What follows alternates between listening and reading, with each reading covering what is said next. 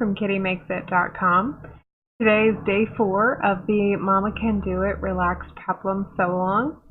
Today is going to be a little bit of a pause from the traditional assembly, and we're going to talk about some hacks that I did for mine. Once you have a well-fitting pattern, in my opinion, I think it's pretty easy to add some options to it versus finding a new pattern that might have those options, but you have to perfect the fit. I like this pattern because the fit is perfected for me. I've done my full bust adjustment, my sway back, I've adjusted height, and I've graded between sizes. So it's kind of a waste of those pattern pieces not to use them whenever possible. The hack that this video is going to focus on is the Placket hack. In this hack, I am going to make a peplum top that has a snap-down placket in the front. So the first step would be to think about how you would want your placket to fit. So from the point that you've made your first peplum and you see how it fits, consider how wide you would want your placket. In my case, I wanted it to be about 1 inch. So then I know that this fits, right? Now I need to add 1 inch in the middle of overlap. So I'm going to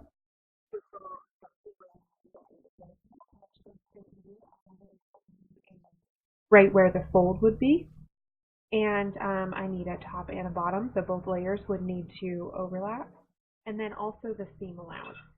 So I gave myself a 1/4 inch seam allowance, which meant that what I did, and what you'll see me doing here in the video, is that I took the normal pattern piece for the front bodice.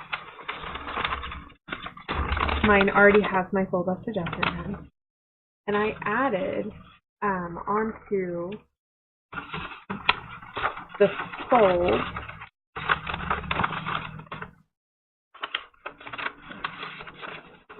about 1.5 inches. That's 1 inch for the overlap and 1/2 for the seam allowance. And I added this onto the fold, which means that I no longer have to cut this on the fold. I can cut 2 mirrored images. Then I laid my new bodice piece out and lined up a piece of paper underneath it to make kind of a copy of the size of the placket, and made myself a placket pattern piece. I'm going to cut this out of fabric to put behind the placket to give it support for the snap. In hindsight, I should also have cut a piece of interfacing for each piece of placket and ironed that on before I started. That would really give me some stability on the snaps, making them easier to open and close frequently. From there, I'm just cutting these pieces out of the fabric as I would normally. I decided to go with the tunic half circle skirt option because that's one that I hadn't done elsewhere in this Sewalong.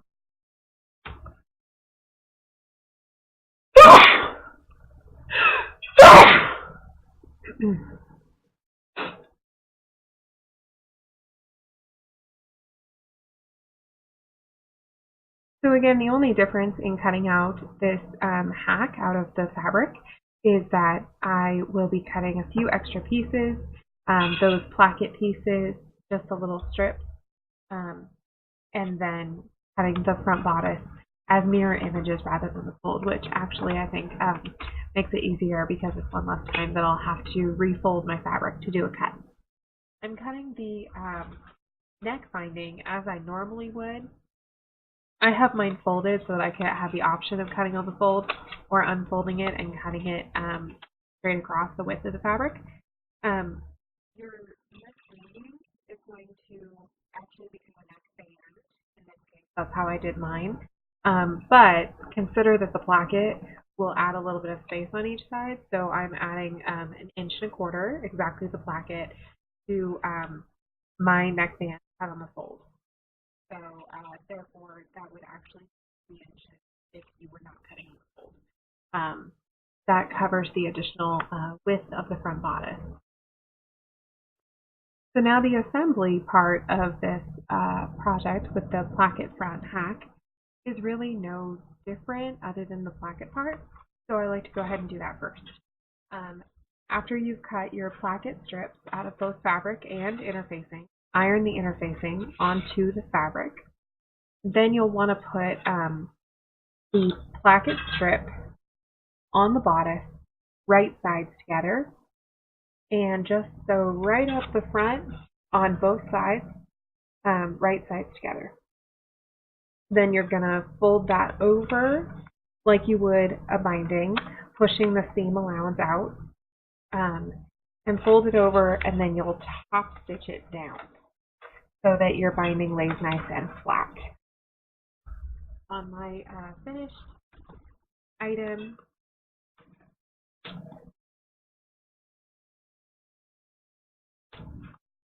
you can see that I sewed them together, right sides together, which is why I have a clean edge here. And I folded it over. You see my 3 stitches where I top stitched it, and the loop on the back that my cover stitch makes, where I top stitched that placket piece down. I want to do that first because in my method I'm actually going to put all the snaps on and everything before I attach the skirt.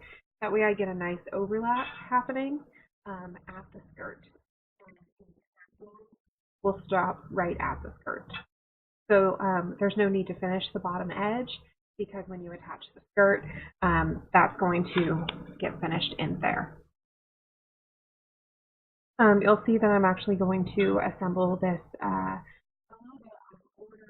I like to change things up sometimes, like I had the skirt before I attached it, just to keep things interesting.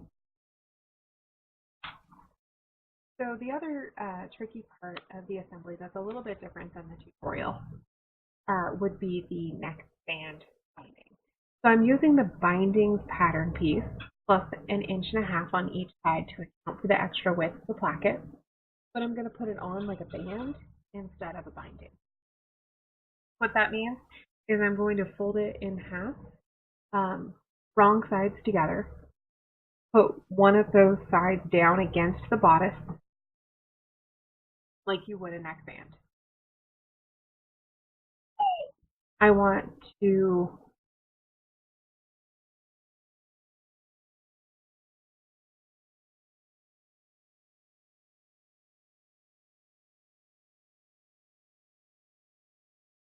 one of the other differences between assembling this hacked version and the version in the tutorial is going to be how you put on the neckband. Plus 1.5 inches additional to each side, so 3 inches total additional, to account for the placket and the seam allowances. So the first thing I want to do is front. When you do a neckband, you don't have to finish an edge because you end up sewing it into a loop, but this separates. So in order to make sure that I have a clean edge here on the top of the placket, the first thing I'm going to do before I get started is actually turn it wrong sides together and sew the short ends together so that I can then flip it out. You'll see me use a stick to turn it and make the corner nice and square. Then it'll be folded wrong sides together. Put it against the bodice like you would a neckband, lining up the now finished edge with the edge of the placket. And you shouldn't have to stretch too much, but just as much as you would the binding. And put your other end, your other finished edge on the other placket. So all the way around, and then I flipped up and top stitched. Then I put my snaps on after that. You'll see me putting snaps on for a while. I just sort of eyeballed the space between the snaps, and because I'm using white snaps on a design that has a white design, I wasn't too worried about what their distance might be. Because it wasn't going to be too obvious if it's off by a little bit. I like to go with my snaps a little bit closer together just so that in case I stretch, I don't have any gapping between the snaps. You can also use buttons and buttonholes, but I find snaps to be easier to put on and to utilize just for my style. I also like the clean kind of glossy. So after you put on all of your snaps, which another little trick that I have is I like to use the ice pick that comes with it to make the holes. I like to go through both pieces at the same time to make sure that my under piece and my top piece are going to perfectly line up and that it's going to lay flat. So then once the snaps are on, you'll already have put the sleeves on, by the way, before you did the neck binding. So shoulders, sleeves, the usual order, just adding in there the placket front and then the band instead of the binding. Then the last thing I'm going to do is go ahead and add the skirt. Like I said, I'm using the skirt to finish the bottom edge of the placket. So I'll want to make sure that my snaps are already on so that I know how much overlap I'm going to have. From there, just hemming the sleeves and hemming the bottom.